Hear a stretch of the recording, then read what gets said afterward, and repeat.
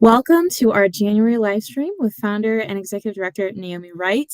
We're going to be reflecting on beEmboldened in 2022 and what lies ahead in 2023. My name is Natasha Fish, your host, the board of directors chair for beEmboldened, and it's good to be here with you all today. So January, new year, new us, new all things. So we're kicking off this new year reflecting on the amazing things that have happened in 2022 and just what we're excited about in 2023 and what lies beyond. Naomi, do you have anything you want to say before we dive into some great questions we have here?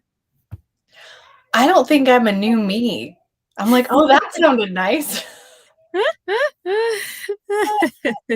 So if anyone else is like, oh, no, it's still me here today. Many of you are like, oh, good. It's going to be someone new. It's not. It's still me here today. So sorry if that disappoints. Well, there's positive in that. I mean, gosh, if we were starting everything new this year, I think I'd cry. Yeah. It's good to have a couple years under our belt. Yeah. Too much change at one time. Change is a Exactly. part of life, but we don't need it all to change all at one time, all the time. Definitely not. Well, those of you tuning in, we usually have a guest here on our live streams who's been on a podcast or will be on a podcast, but we decided to do something a little different this time around, just for the sake of the new year, to kind of just take the time to reflect on what the last year has held and just think about what the new year holds. So we're still the same, but every day is a new day. So we'll see what happens, and we're excited about what's to come. Well, Naomi, we got some great questions here, but I do want to invite our audience, anybody watching, listening, please add your questions, comments, thoughts to the chat. I will be taking a look at that and asking any questions that come in. So it's your opportunity to get to ask Naomi about 2022 and about 2023 and beyond. But we'll get us started off here. Reflecting on the past year, what has been the biggest breakthrough you've seen in a client's healing? I'd love to start just with like a great personal story here to help connect our audience to the work that you're doing. Yeah. So there was, gosh, trying to think about how to say it, of course, to maintain confidentiality. I've had quite a few clients through 2022 who started with us either towards the beginning of 2022 or they started maybe towards the end of 2021. And throughout the year, just some really tough points, some really, really hard conversations, some really low points. I mean, there were points where, gosh, I'm like, Lord, help me. How are they going to see this through? Because it's so hard sometimes. The perseverance require the things that we have to accept, the grief that we feel, the depth of it, going through this process on the other side of experiencing religious abuse. And to then see people go really, gosh, get really low and then come out of it and have these total changes in perspective of, okay, like I understand what's happened. This makes sense to me now. Although it's unjust, it shouldn't have happened. I understand. And because of that, I am in a place to now, and because I felt my grief, I felt the emotions, I'm now in a place to also accept it. So I understand. I now have a degree of acceptance I didn't have before.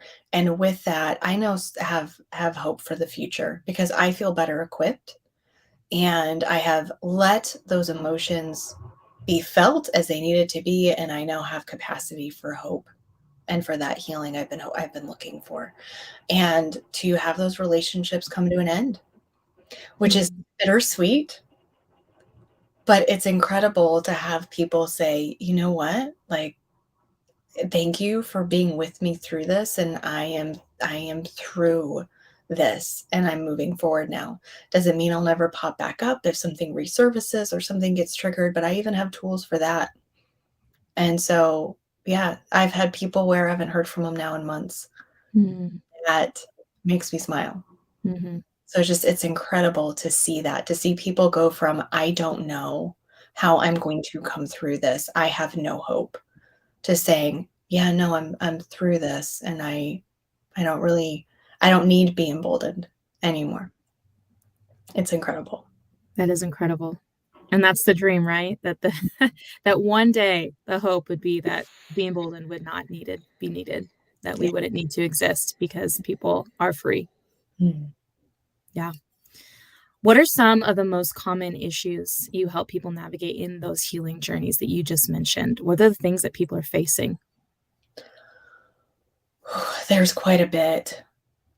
And there's sort of steps depending on when someone connects with us. It looks different, but there's different steps that people go through. And they can kind of be in different orders, but those 3 pieces that I mentioned come into play for everyone. That making sense of what happened, that understanding, like, what on earth was that?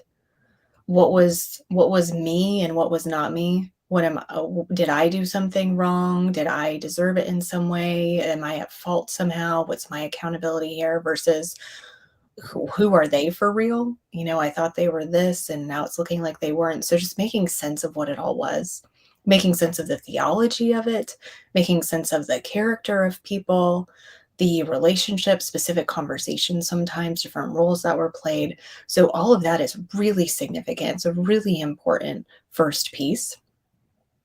And then all of the emotions, and these aren't completely distinct. There's overlap. The people are feeling emotions, of course, the whole time. They're feeling the grief, they're feeling confusion.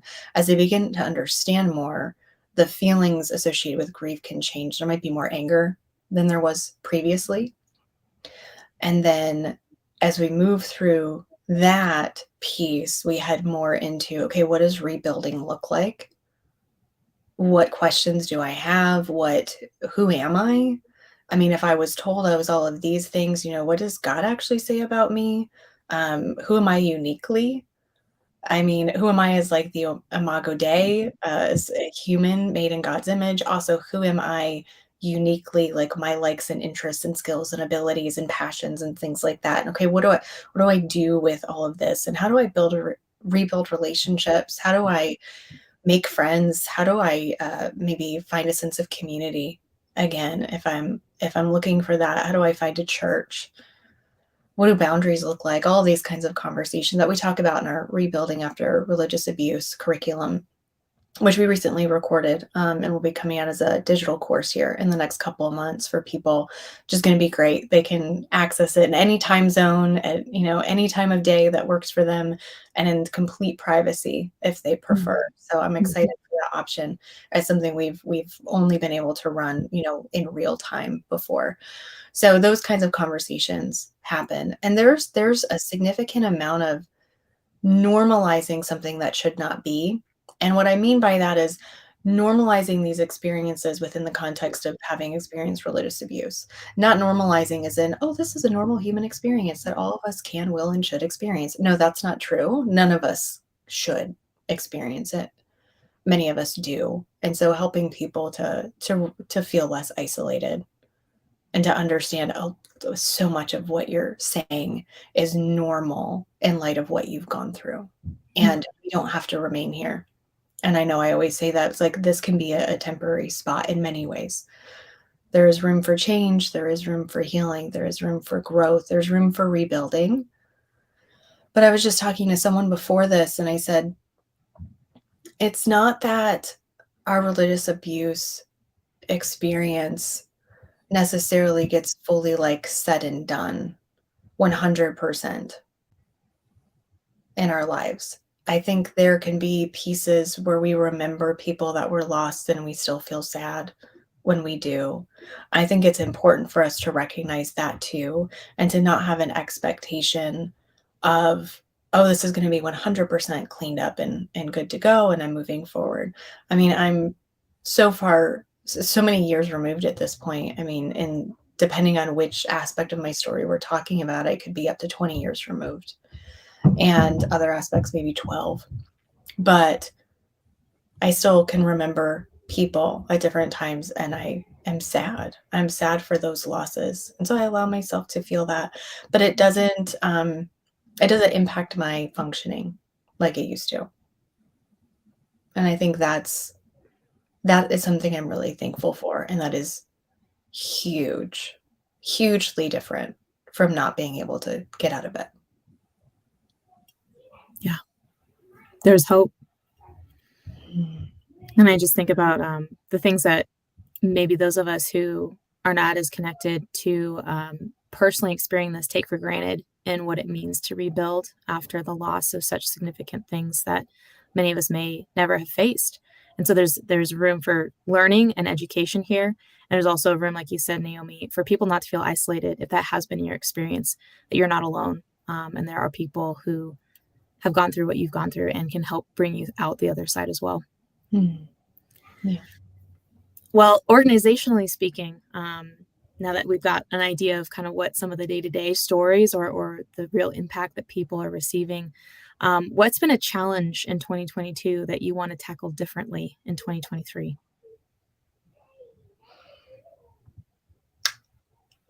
There's been a couple of challenges. One that comes to mind right away is the challenge of serving internationally Mhm. and the limitations of a well-equipped team, which in the area of religious abuse right now means that we have 3 mentors as an example. It's not like there's 40 people. So 3 mentors, we can get a wait list that happens. And we can be limited by time zones when we start, we have people that we've been able to come alongside all over the world. I've had people in South Africa and Australia and Norway and Italy. And it's been an incredible blessing.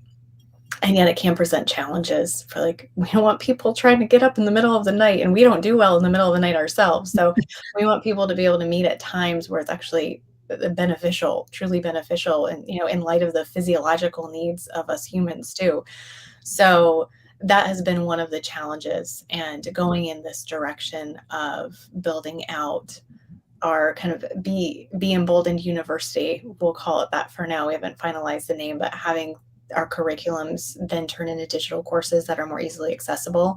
That is one way that we're handling that challenge. Yeah, so that's the first one that comes to mind.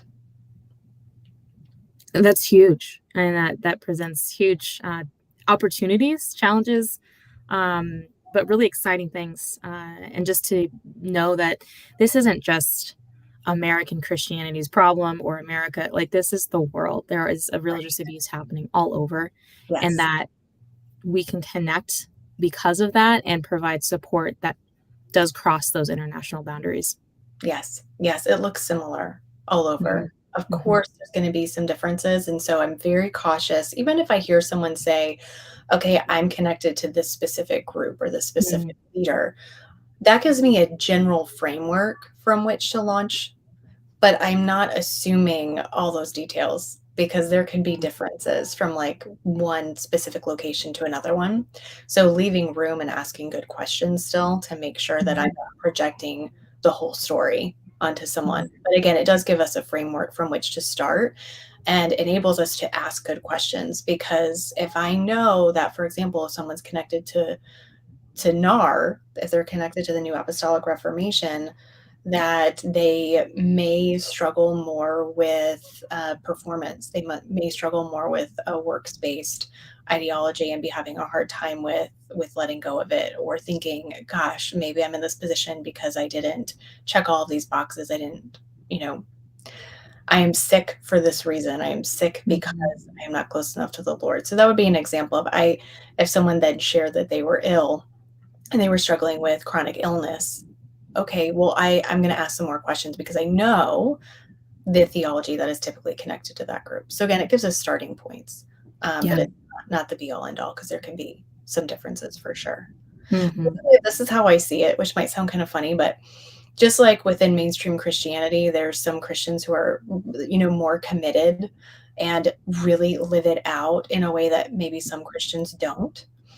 And like, there are also differences. There are some people who are in a cult group who are really committed and they're all in and they are absorbing everything. And there's some who are like, yeah, I'm just kind of here, but I'm not really paying attention. And so we can have a mix of that as well. And like, for me personally, it was my dad talking. Let's be real. I didn't listen to everything he said. Unless it was keeping me safe and out of harm's way, I was probably tuning him out. So Yeah. that can happen too when we look at cults and things like that. It's depending, it's impacted people differently because of maybe even their personality or their investment or, what their main focus was. Was their main focus to stay safe and stay out of the limelight, or were they more of a leader? So again, we don't want to project those things. We want to ask and find out. That's good. That's good. Yeah, like you mentioned, there is such a large spectrum of experience. And so this kind of plays into our next question here of just recognizing that there is a large spectrum in the definition of religious abuse. So, in light of that, how can I help bring awareness to this area of religious abuse when there is such a large spectrum of its understanding and definition? Mm. I read something recently from Diane Langberg. My husband sent me a quote of hers, and I don't have it in front of me, but in essence, what she said, she's talking about abuse, I believe, in general. So abuses, period. And she talked about how abuse means to use wrongly. Mm. Like that, I think that helps bring some clarity. Mm-hmm. So if that's our starting point, is that something was used wrongly? Okay, we're talking about someone's position of power in a religious organization. We're talking about the Bible itself, the words within it. We're talking about people using their theology. So any of these things being used wrongly Mm. in connection with God, the Bible, Christianity, and not necessarily Christianity. Now, we more so by far see people who have come out of religious abuse in connection with Christianity, but it's not exclusive. I do have clients personally where their background is different. Mm. So again, we more heavily focus in that area. I would say it's more our specialty, but it's not. It's not exclusive. Of we only see people who came out of a group connected with Christianity in some way, some twist on it. Mm. So I would say as far as being able to educate others and share about it, I think it's really important, of course, to have a proper understanding ourselves to the Mm. best of our ability. What is religious abuse actually? So again, I know I just touched on that. So I think maybe learning more about what this actually is, what it really looks like, how it's actually impacting people. And I heard someone make a comment once, it was some point last year about I don't think religious abuse is in the Bible. And I know it's hard for me to say actually without laughing because I think it's Sorry. like for anyone watching, I mean, I'm sorry, it's absurd. It's absurd to stay there. Now, for the person not to really have ever thought about it, I totally understand that. If it's not something you've ever experienced and it's not something that anyone you are connected to has experienced, I can absolutely see where maybe like examples wouldn't just pop to your head. So I don't say it, in a disrespectful way like that at all. Now, if we then start to have conversations and we're going to hold to that, I would say you got to read it because it's all over the place. I actually did an assignment for an Old Testament class where I pulled everything just from the minor prophets in First and Second Kings, well, major prophets as well, major and minor prophets in First and Second Kings, and pulled all of the examples of how the Israel leadership. So that's the religious leadership, priests, kings, prophets, everyone, all the terrible things that were then said about their leadership and how they were harming people. It was a massive list. And that's just those books. I mean, we have examples in other books in the Old Testament of people using their place of power to take advantage Mhm. of people. And then we move into the New Testament and we have like the Pharisees, for example, using their religious power and clout to put Jesus on a cross. So religious abuse is real, and I think we need to know that as well. And again, I think going back to the biblical text, to me, the easiest case in point to make is we're not going to be warned so many times in the Bible to be aware of wolves in sheep's clothing, if no such thing exists. Mhm. So Absolutely. they're in scripture for no reason. So this is really happening, and I think that's an important starting point is being like, okay, this is really happening. And it's not just because someone heard something they didn't like, it's because something was used wrongly against them. Mhm. Okay. And so that's accountability on the person who did something wrongly. And so we need to make sure we're putting the fault actually where it belongs, and we're not putting it on the person who's been harmed. We're not shaming them, and we're also not holding them where they are. We know that again, healing is possible and progress is possible. So coming alongside people and becoming more equipped, of course, in how to do that. And that's something that beEmboldened also really cares about, is helping people support others well. So in a professional capacity, we offer consulting services. So anyone who is coming into contact with people who have experienced religious abuse, we love to help guide you and how to do that well. So whether you are, I recently met with a team of registered dietitians, and it's coming up with people who are struggling with food, with a relationship with food, and like, makes perfect sense. I myself had a trauma-induced eating disorder in my 20s. So from all spectrums, it could be their leaders who are actually in the church. We're talking about pastors, volunteers even, as well as other support professionals, counselors, things like that, therapists. So anywhere where someone is coming into contact, they're like, gosh, I want to be able to do this in a way that's going to hit the target better. I want my efforts to really, really hit the mark as much as I possibly can. So consulting services are an option for people in that category, as well as then our mentoring services are not only for people who have experienced religious abuse themselves, but for people who are supporting others who have had that experience. And so we love to come alongside them too and help them walk with that person in a way that is going to, again, lead them in a different direction. So, and the variety is wonderful. I love helping other people be able to do this well, because we're not going to be able to do it all. And I'm good with that. I'm not someone who's like, I need a monopoly and beEmboldened's going to do all the work. No, but beEmboldened can help you to do it, because we want as many people recognizing this and serving in this capacity as possible. So yeah, we'd love to help you. Absolutely. And we have so much to offer already that you can find out yourself with our resources on our blog, our podcast, the consulting and mentoring services that Naomi mentioned. And a big part of getting education and raising awareness is sharing, subscribing, getting the word out. So I just want to make a quick plug here for how critical that is. This is not just something that we say because we're bored and have time to kill.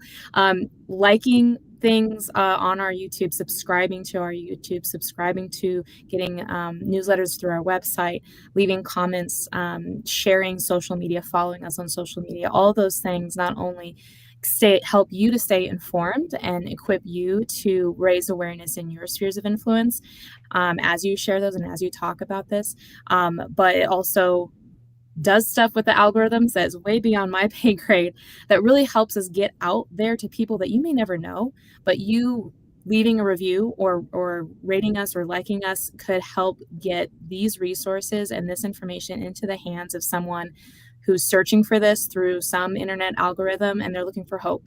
So please be part of that with us and get the word out there, raise this awareness, and share, subscribe, so that more people can find out about this, more people can seek hope and healing and freedom, and more people can become aware of this very real issue. I'm smiling because by law, board members cannot get paid, so it is definitely above your pay grade.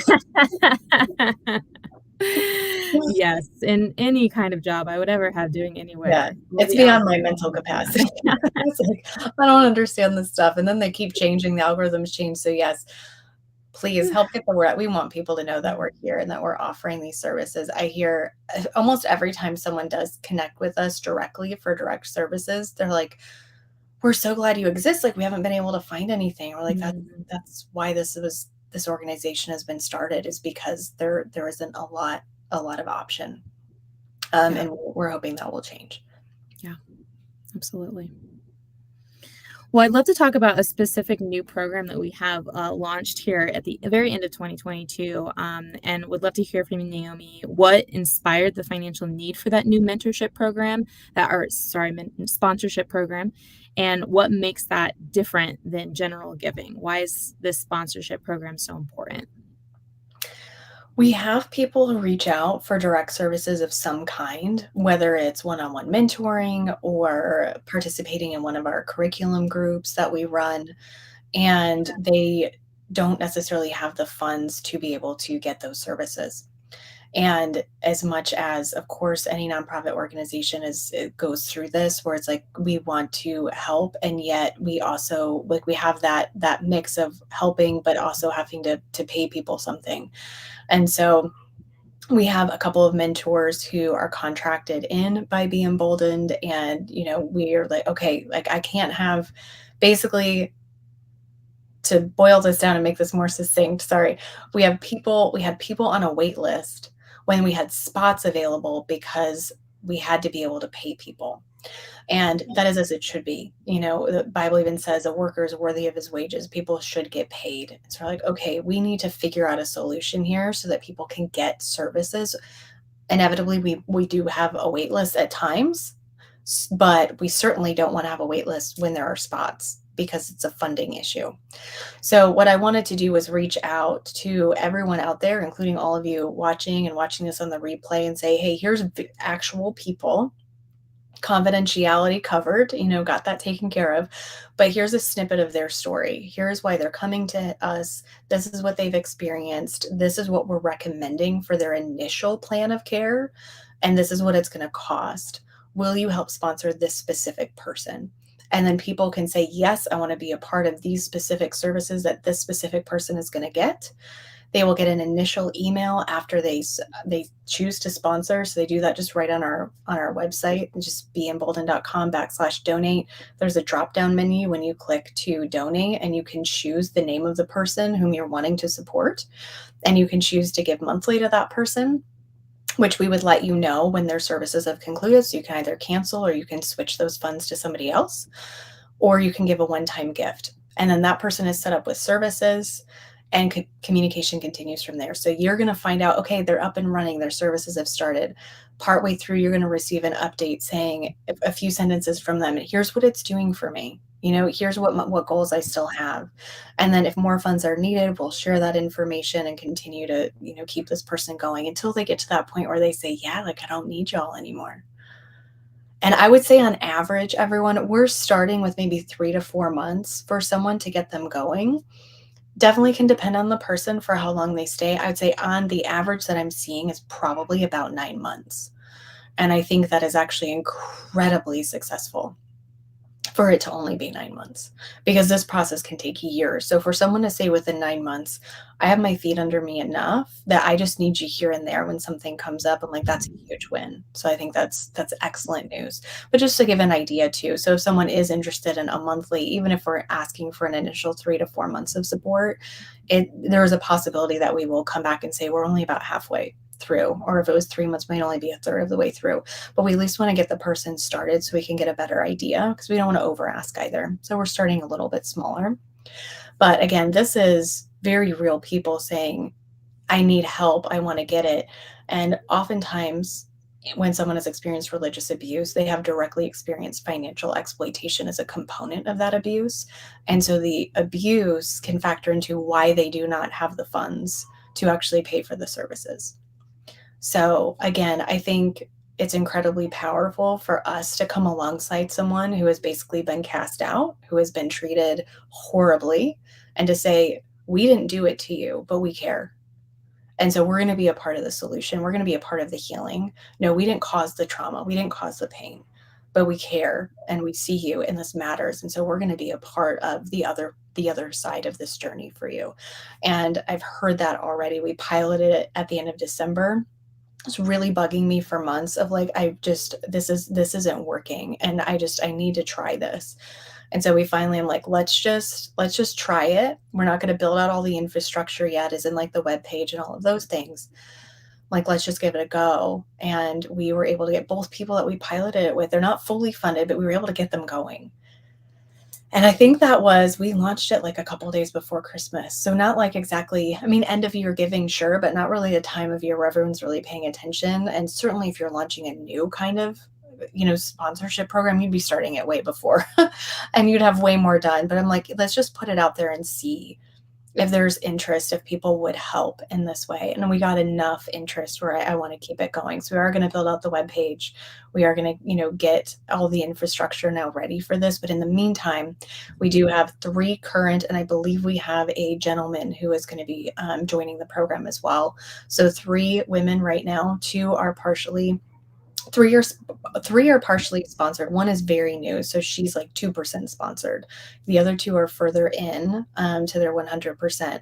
And I think we have a male who will probably be joining potentially within the next week or so, and will be at 0%, of course. But yes, if this is a way that someone would consider partnering with us, again, it's sort of maybe inspired by like World Vision or something like that, where you're sponsoring a specific person. Of course, we can't share as much detail as an organization like that could, because we have the confidentiality aspects that we have to maintain. But any information you're saying is 100% true and accurate, and we're vetting that to make sure that it's the case.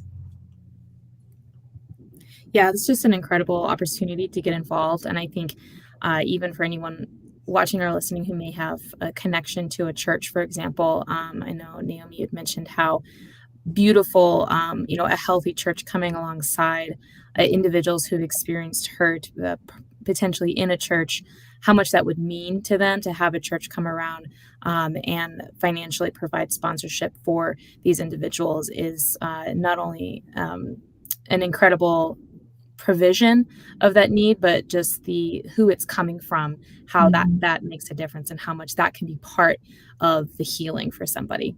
Yeah, both women, when I got to call them, I felt like it was sort of like this Santa Claus feeling of like, it was amazing. It was a great phone call to get to make. And one of the women, I can remember pretty specifically what she said, because it just really stuck out to me. It just really affirmed what we just said. She said, honestly, like, I really didn't feel like I was seen, and I feel seen now. And I'm like, gosh, like, that gets me even repeating it. Mm. Yeah. There's there's something about us coming forward and saying, yeah, we see you and we care, and we're going to be a part of the change. Yeah, It's amazing. powerful. It's incredibly powerful. Well, Naomi, you had mentioned consulting services being something, and you shared a story about a group of dietitians, registered dietitians, who'd received some consulting services.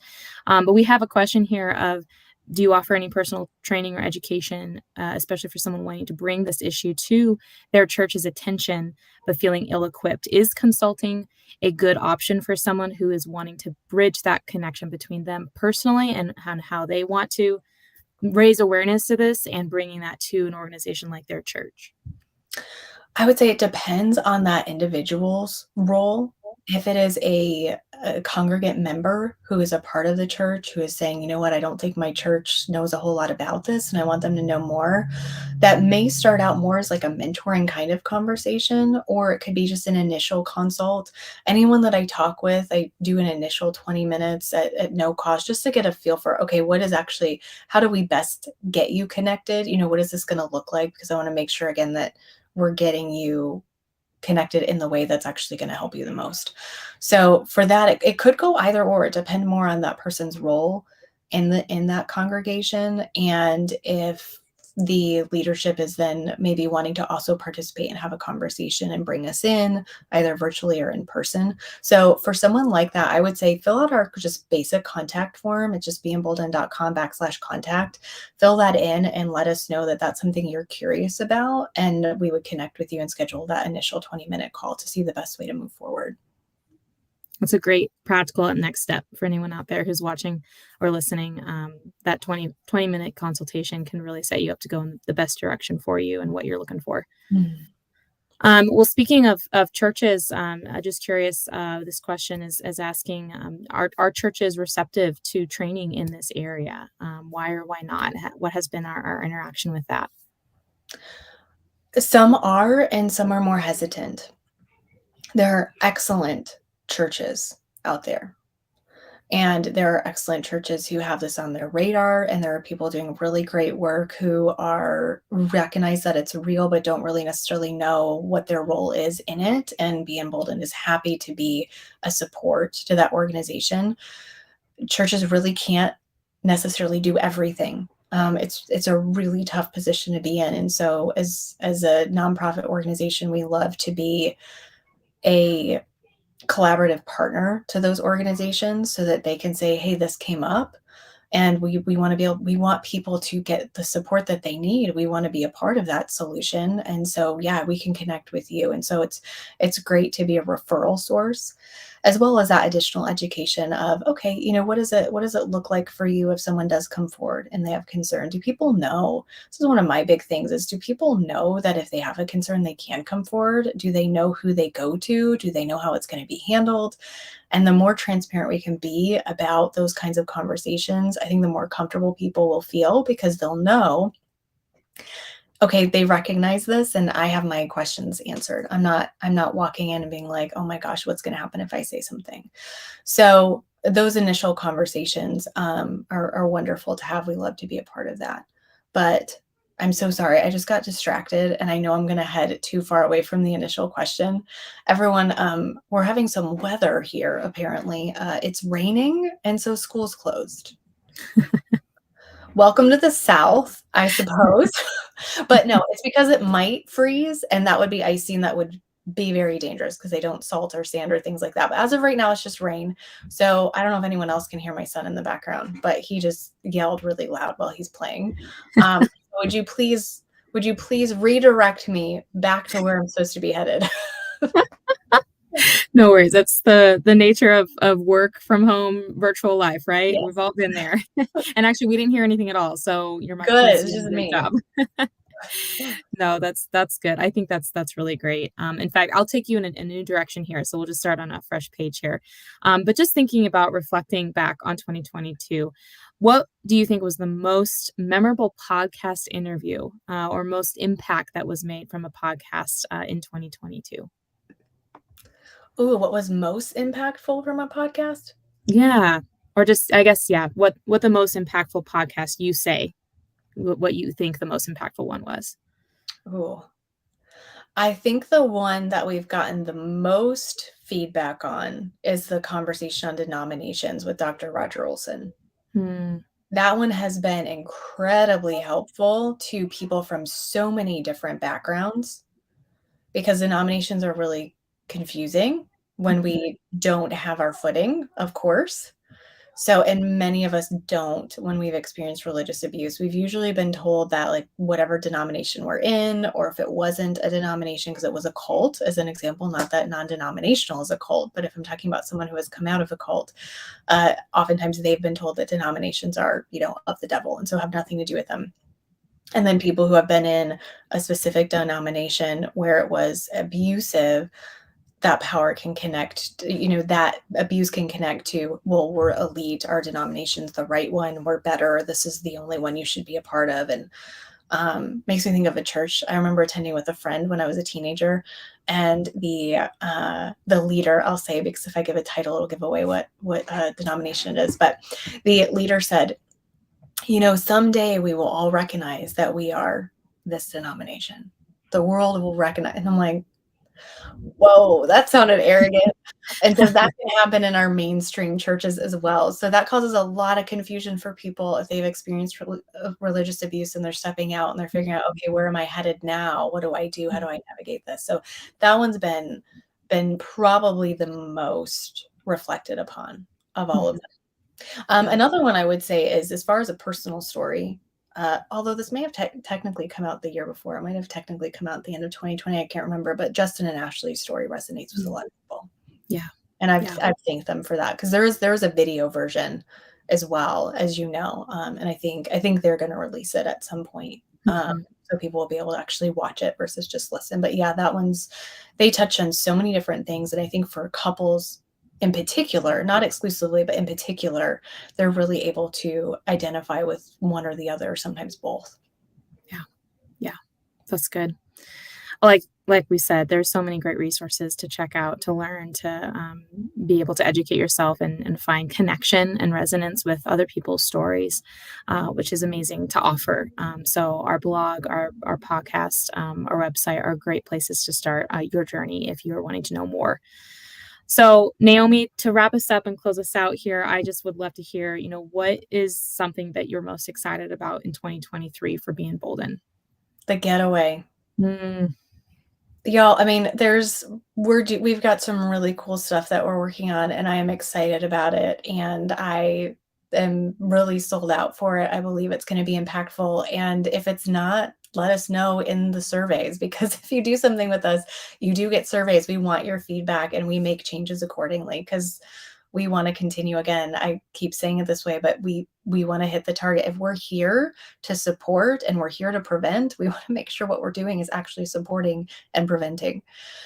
The getaway specifically, it's gonna be incredible. So we were just there, not this past weekend, the weekend before, and by we, there was a group of 7 of us, and we recorded that first digital course that I mentioned earlier, and we were at the same property that we're going back to for the getaway, and everyone who was there was like, "Oh my gosh, I wanna come back." Like, it's just an incredible environment, 1,800 mhm. acres, 2 mountain peaks on it, different homes that you get to stay in. They're around 20 horses, a couple of really chunky pigs that you can pet, the goats, and some of them faint. So if you scare them, they just like lock up and fall over. And literally, the owner bought them because they're just funny. There's kittens running around in the barn. So if you're allergic to cats, you don't have to go out there and touch them. But there's just so much opportunity. There's ATVs, there's guided hikes, there's, oh my goodness, huge, beautiful fire pit. And we're talking like built-in stone where you sit around. It's just amazing.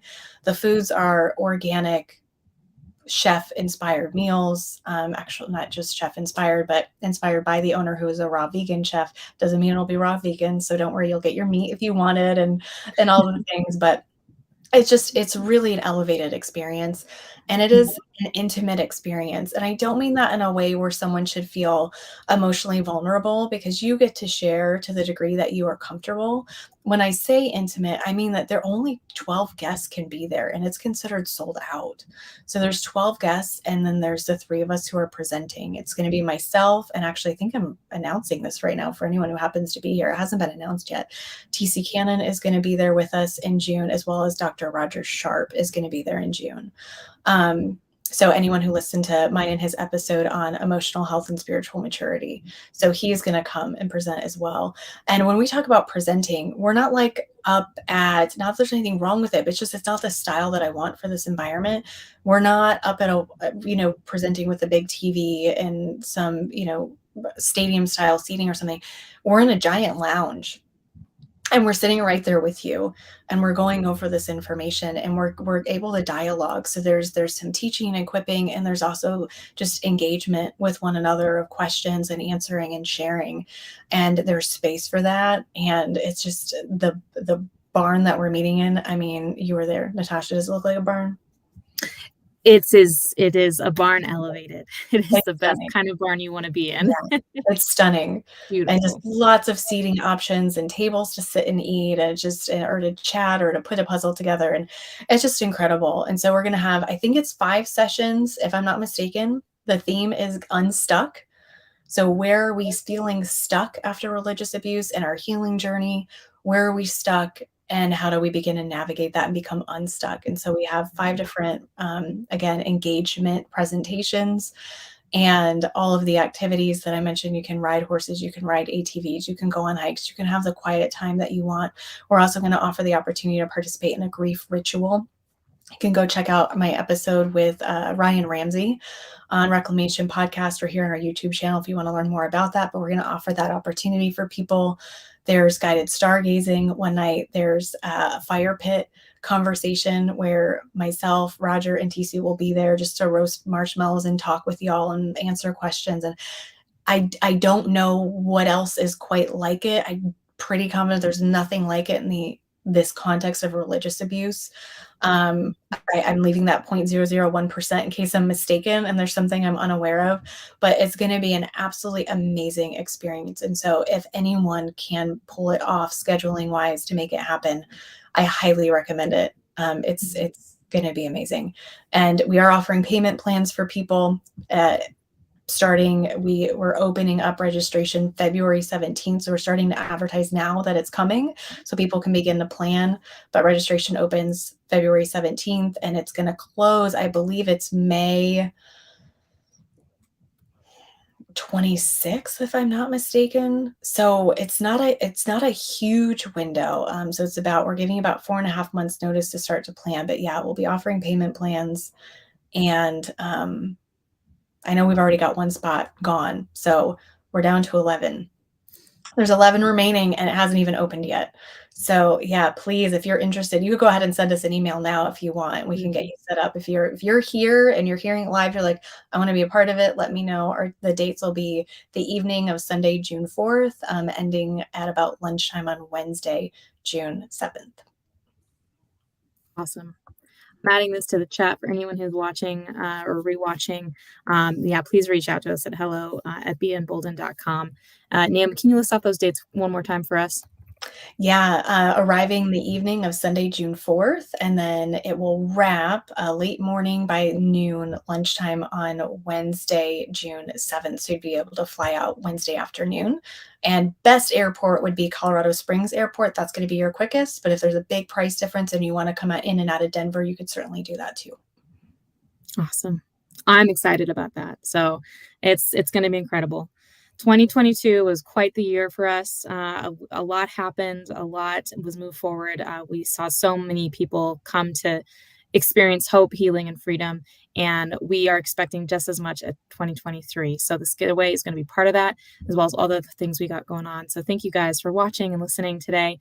If you're rewatching, say hello in the comments. We'd love to hear from you. If you have any questions, we'll get to those, and we'd love to connect with you. So with that, I thank you all for being here today. Thank you, Naomi, for kicking us off strongly in the new year. We look forward to seeing you at our next live stream in February. Bye, everyone.